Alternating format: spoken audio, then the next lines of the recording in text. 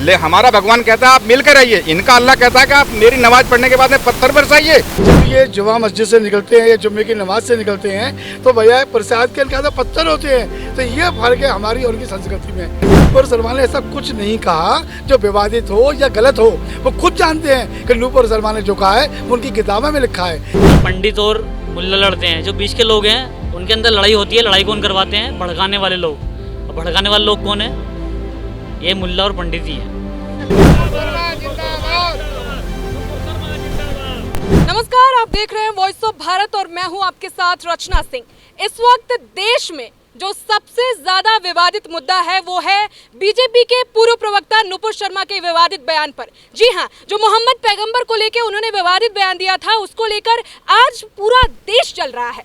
आप देश ही नहीं विदेशों तक में देख लें तो नुपुर शर्मा की वजह से विदेशों तक में दंगे ने एक बहुत बड़ा प्रचंड रूप ले लिया है। जी हाँ, हमारे साथ यहाँ पे आज इस मुद्दे पे बात करने के लिए कुछ बीजेपी के प्रवक्ता और कार्यकर्ता हमारे साथ मौजूद हैं। तो आइए जानते हैं कि वो नुपुर शर्मा के इस विवादित बयान को किस नजरिए से देखते हैं और वो क्या कुछ कहना चाहते हैं नुपुर शर्मा के इस बयान पर। जी हाँ, सुनील शर्मा जी, सबसे पहले आप हमें बताइए कि नुपुर शर्मा के इस बयान को आप किस नजरिए से देखते हैं? देखिए, नुपुर शर्मा जी हमारी भारतीय जनता पार्टी की बहुत ही अच्छी प्रवक्ता हैं और उन्होंने ऐसा कुछ भी गलत बयान नहीं दिया है जिससे ये भड़काऊ हिंसा चल रही हैं। और जो भी उन्होंने बोला है वो किताब में लिखा हुआ बोला है। आप उनके गलत बयान हैं तो कोर्ट को चैलेंज कर सकते हैं। अगर नुपुर शर्मा जी ने किसी पैगंबर के बारे में गलत बोला है तो कोर्ट में चैलेंज करिए। उन्होंने केवल जो बोला है उनके लिखे हुए, जो इनकी शरीयत है, जो इनकी किताब लिखी हुई हैं, उन किताबों से पढ़कर उन्होंने बोला है।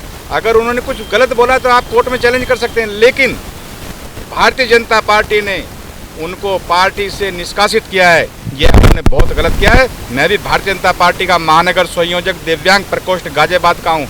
अगर भारतीय जनता पार्टी को उनको लगा के गलत बोला है तो मैं भी नुपुर शर्मा के साथ हूँ। तो भारतीय जनता पार्टी मुझको भी निष्कासित करे, मुझे उससे कोई फर्क नहीं पड़ता।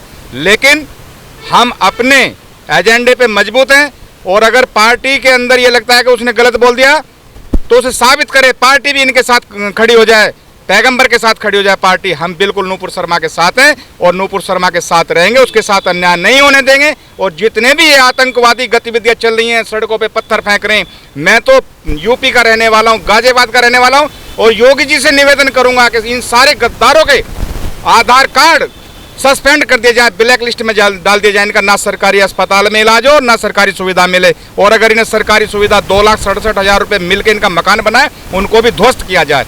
जब इनकी आदत सुधरेगी। और मैं नुपुर शर्मा के साथ हूँ, हर तरह से तैयार हूँ। नुपुर शर्मा जिंदाबाद जिंदाबाद जिंदाबाद। जी बिल्कुल, यहाँ पे हमने ये सुना कि ये नुपुर शर्मा के सपोर्ट में है। सर, एक सवाल और है आपका मेरे से, आपसे मेरा, कि जिस तरीके से आपने देखा होगा कि हिंदू धर्म में ये मान्यता है कि पूजा करने के बाद प्रसाद वितरण करते हैं, लेकिन मुस्लिम ने इसे किस तरीके से दिखाया कि वो नमाज एक पाक चीज, एक पाक तरीके से जो उनकी प्रक्रिया है, उसके बाद से उन्होंने तुरंत पत्थरबाजी शुरू कर दी। अगर आप रात को देखें, आप सड़कों पे निकलेंगे, एक कुत्ते को मारने के लिए एक ईंट पत्थर नहीं मिलता है, लेकिन उनके पास इतने पत्थर आए कहाँ से? देखिए, इनका सुनियोजित प्रोग्राम होता है। ये नमाज पढ़ते हैं और अल्लाह ताला जब नमाज पढ़ते हैं तो इनके अल्लाह ताला कहते हैं जाइए नमाज पढ़ने के बाद ना पत्थर बरसाइए। उसी दिन को क्यों चुनते हैं? अगर इन्हें पत्थर बरसाना है तो संडे बरसाओ, सैटरडे बरसाओ। इनकी आदत 1 मिनट में सुधार देंगे लोग। ये उसी दिन क्यों पत्थर बरसाते हैं? नमाज पढ़ने का मतलब क्या होगा? नमाज पढ़ने का मतलब है आप एक अच्छे, हम मंदिर से आते हैं, भगवान का प्रसाद बांटते हैं, अच्छे लोग, हम अपना प्रचार प्रसार करते हैं, हम भगवान के यहाँ से आए। ले हमारा भगवान कहता है आप मिलकर रहिए, इनका अल्लाह कहता है कि आप मेरी नमाज पढ़ने के बाद में पत्थर बरसाइए। क्या इनकी शरीयत में लिखा हुआ है? ये किसी दिन संडे, सैटरडे, मंडे किसी दिन और पत्थर बरसा के देखिए। अगर इनकी रेल ना बना दी जाए तो हमें बताना। भगवान अल्लाह एक ही है। ये बोल रहे हैं कि इनका अल्लाह बोलता है कि पत्थर बरसाइए। भगवान भी एक ही है, अल्लाह भी एक ही है। तो भगवान अल्लाह किसी का बुरा नहीं चाहेगा, मेरा कहने का मतलब ये है। तो जुम्मा की नमाज फर्क ही है बेटा, एक मिनट, फर्क ही है। हम जब मंदिर से आते हैं, जब हम मंदिर से आते हैं तो हमारे हाथ में प्रसाद होता है, जैसे प्रसाद के रुपये बांटते हैं। लेकिन जब ये जुमा मस्जिद से निकलते हैं या जुम्मे की नमाज से निकलते हैं तो भैया प्रसाद के इनके पत्थर होते हैं। तो ये फर्क है हमारी और उनकी संस्कृति में। एक चीज़ अब मैं जो महत्वपूर्ण बात आपसे जो कहने जा रहा हूँ वो ये है कि नुपुर शर्मा तो एक बहाना है काफ़ी दिन से ये मोदी विरोधी या देश विरोधी लोग जो थे एक बहाना ढूंढ रहे थे कि कब, कहाँ और कैसे ये दंगे सुनियोजित इंडिया में शुरू किए जाएं, जिसमें हिंदुस्तानी गद्दार प्लस विदेशी जो लोग बैठे हुए हैं जो चाहते हैं कि भारत आगे न बढ़े, मोदी सरकार बदनाम हो, वो पहले से प्लानिंग कर रहे थे, देख रहे थे कब और कैसे शुरू करें। ऊपर शुरू हुआ तो उन्हें बहाना मिल गई, वरना उन्होंने ज्ञान वापी पे सोचा, कर नहीं पाए, कहीं और सोचा, कर नहीं पाए, तो उनको एक बहाना मिल गया। क्योंकि नूपुर शर्मा ने ऐसा कुछ नहीं कहा जो विवादित हो या गलत हो, वो खुद जानते हैं कि नूपुर शर्मा ने जो कहा है वो उनकी किताबों में लिखा है। यही चीज़ जो जाकिर हुसैन बताता है, जो उनका बड़ा भारी स्कॉलर है, जो मुस्लिम लोग का बड़ा ज्ञाता है, जब वो कहता है तो लोग कहते हैं कि साहब बड़ा ज्ञानी है। कितनी ज्ञान की बात, कितनी इन्फॉर्मेटिव सूचना दी इसने कि हमारे मोहम्मद साहब ने 6 साल की लड़की से शादी की, 9 साल के अंदर उसके साथ कंज्यूमेट किया और ये किया वो किया। लेकिन जब बात ये नूपुर शर्मा कह दे तो हाया मच गई, क्यों मच गई कि कुछ गलत कह दिया। अरे भाई तुम्हारी किताबों में, शरीयत में, हदीस में है, और यही बात जब इनके स्कॉलर कहते हैं तो कोई कुछ नहीं कहता। तो ये तो एक बहाना है। नूपुर शर्मा तो एक जो है सिर्फ उन्होंने एक बहाना बनाया है। बिल्कुल, ये नूपुर शर्मा के सपोर्ट में है कि जो विवादित बयान नूपुर शर्मा ने दिया है वो खुद इनके इस्लाम के किताब में मेंशन की गई है। योगी सरकार जो कि अपराधियों पे, गुंडों पे बुलडोजर की कार्रवाई करती है, बुलडोजर बाबा के नाम से जानी जाती है, योगी सरकार ने जो एक्शन लिया है, जो अपराधियों के घर पे, जो पत्थरबाजों के घर पे बुलडोजर चलाए हैं, उसको लेकर आपका क्या नजरिया है? क्या कहना चाहेंगे कि योगी सरकार कितनी एक्शन में है? योगी सरकार बहुत ही अच्छी एक्शन में है और योगी बाबा बुलडोजर बाबा के नाम से हमारे उत्तर प्रदेश में जाने जाते हैं। और उनका महत्वपूर्ण काम यही है कि जितने माफिया हैं, देश विरोधी ताकतें हैं, उनके घर को, उनके विचार को ध्वस्त करना और उत्तर प्रदेश को सर्वश्रेष्ठ प्रदेश बनाना। और किसी भी प्रकार के माफिया और गलत विरोधी लोग बख्शे नहीं जाएंगे।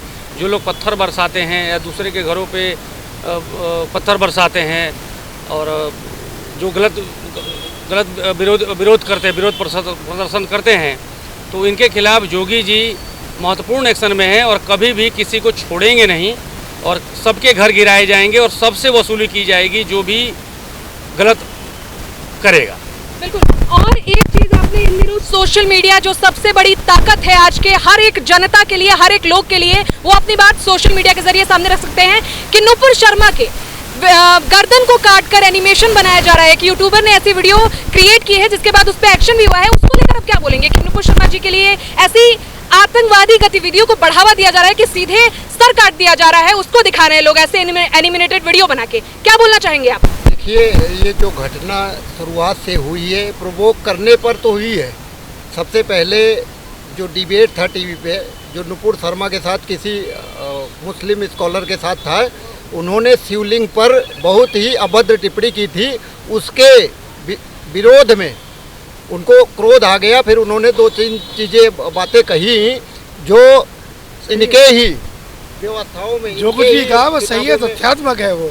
फिर कहीं कोई भी गलत बात ऐसी नहीं कही उन्होंने जिसको कुछ विदेशी ताकतें, पाकिस्तानी मौलवी है जो अमीरात सऊदीया में रहता है, उसने इसको प्रचार किया।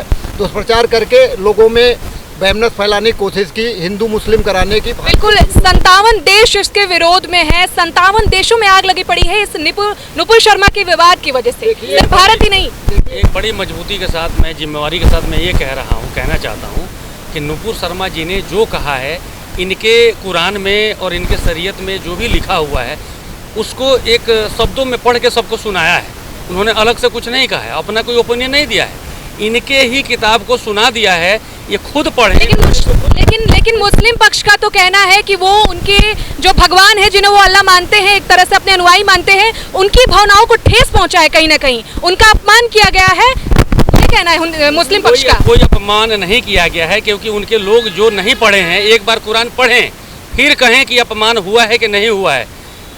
बाकी लोग जितने मुस्लिम लोग हैं वो उस कुरान को या चाहे उस शब्दों को, उस बुक्स को नहीं पढ़े हैं, इसलिए सबको जानकारी नहीं है।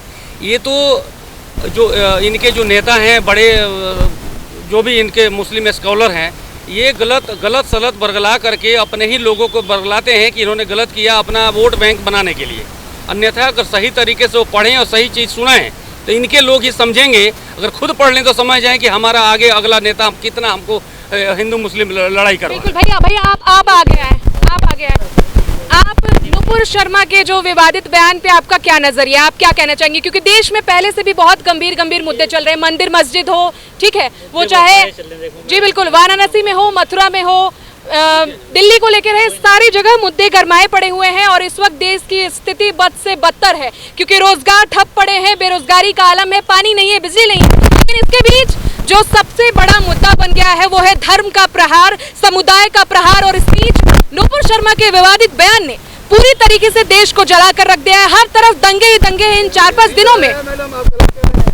नुपुर शर्मा के बयान ने देश को नहीं जलाया है, जो देश को जलाया है उन लोगों ने जलाया है जो देश से गद्दारी करते हैं, जो देश में शांति नहीं चाहते। देखिए, इनका कहना है कि जो देश से गद्दारी करते हैं, जो देश के विरुद्ध आतंकवादी गतिविधियों को फैलाते हैं, उन्होंने इस बयान को भड़काया है, बढ़ाया है।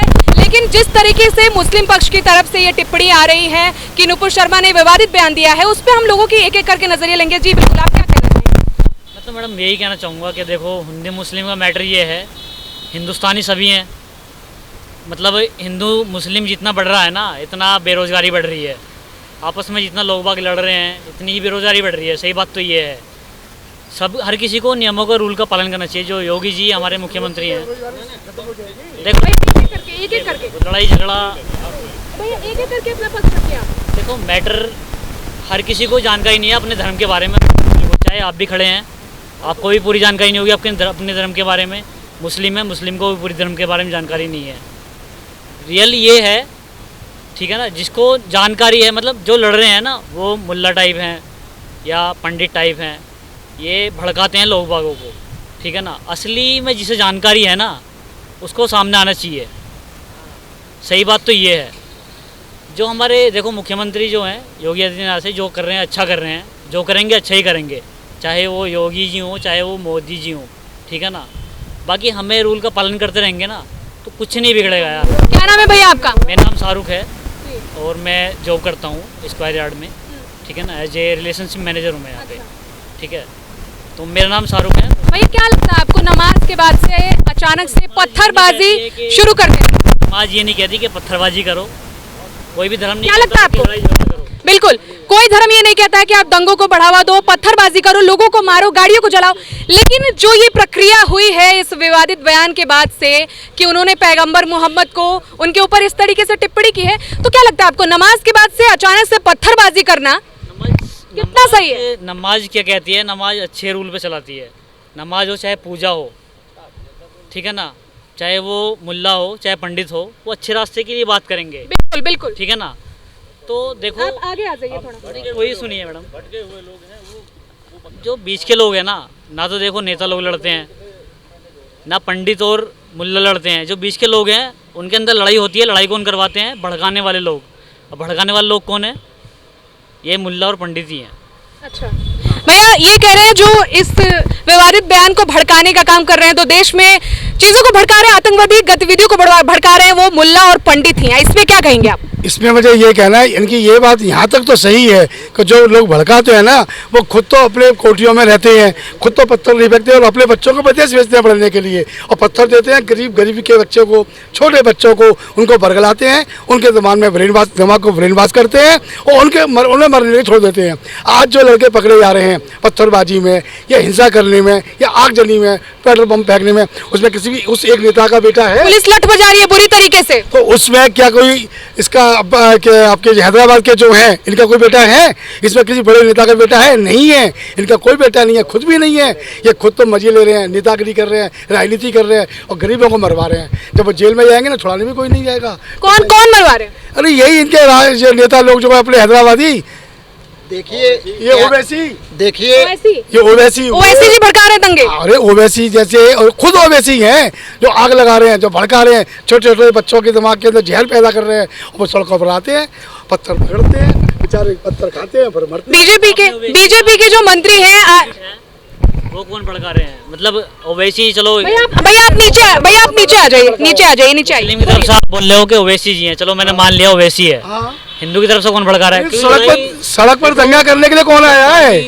सड़क पर दाना, अरे भाई सड़क पर एक अभी मैडम ऐसा है कि मैं शाहरुख भाई की बात से सहमत हूँ कि मस्जिद में नमाज पढ़ने के बाद पत्थर नहीं बरसाए जाते, लेकिन जो इनके धर्म गुरु हैं वो क्या है कि जैसे मैं अपने धर्म का मैं पंडित हूँ, धर्म हिंदू हूँ, मुझे अपनी गीता के बारे में ज्ञान है, लगभग रामायण के बारे में ज्ञान है, तो मैं अपने बच्चों को वही शिक्षा दूंगा जो मैंने पढ़ा है।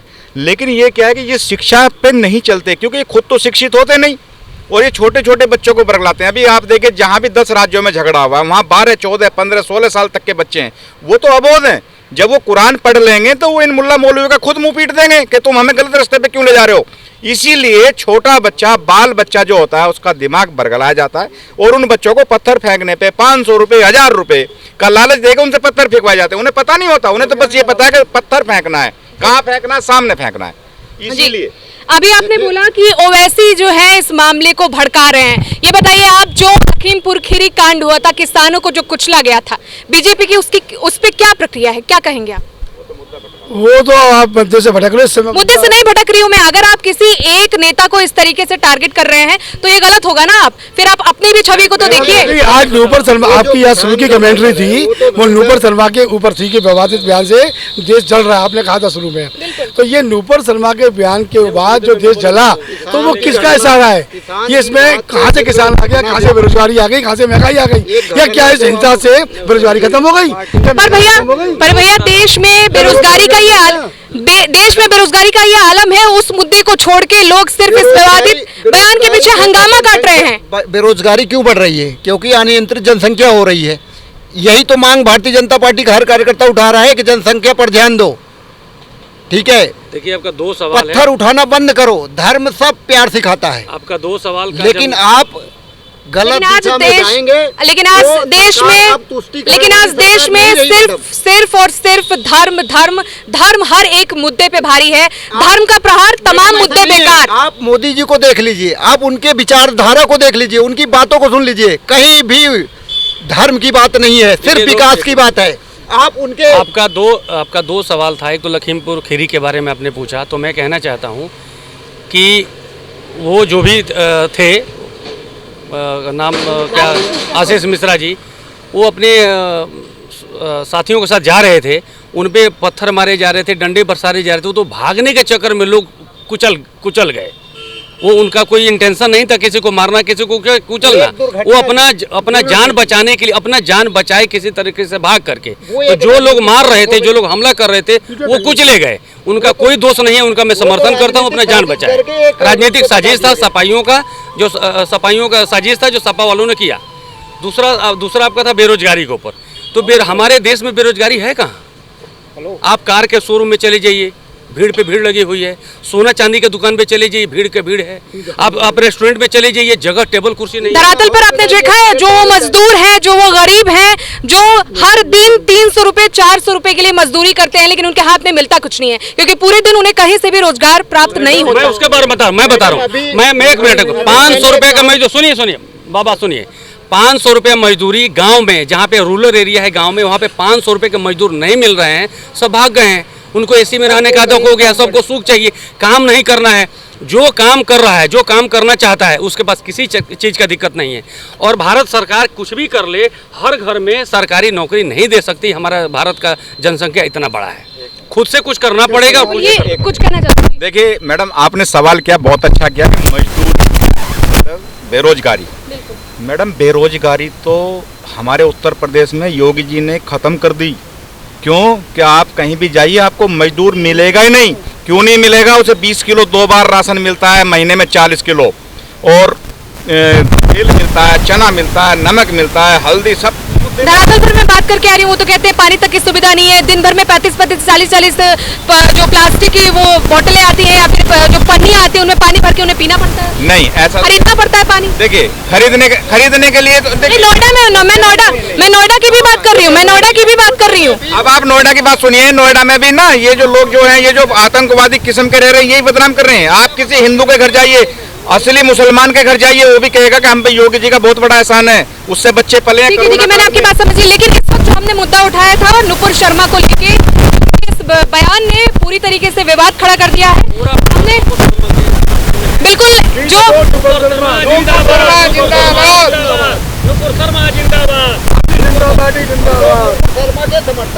बिल्कुल यहाँ पे बीजेपी के कार्यकर्ता और प्रवक्ता मौजूद थे। उन्होंने बोला कि वो नुपुर शर्मा का पूरी तरीके से सपोर्ट करते हैं। जो भी उन्होंने बयान दिया है वो सिरे से सही है और वो उनका समर्थन करते हैं। कैमरा पर्सन मोहन शर्मा के साथ रचना सिंह बने रहिए हमारे साथ।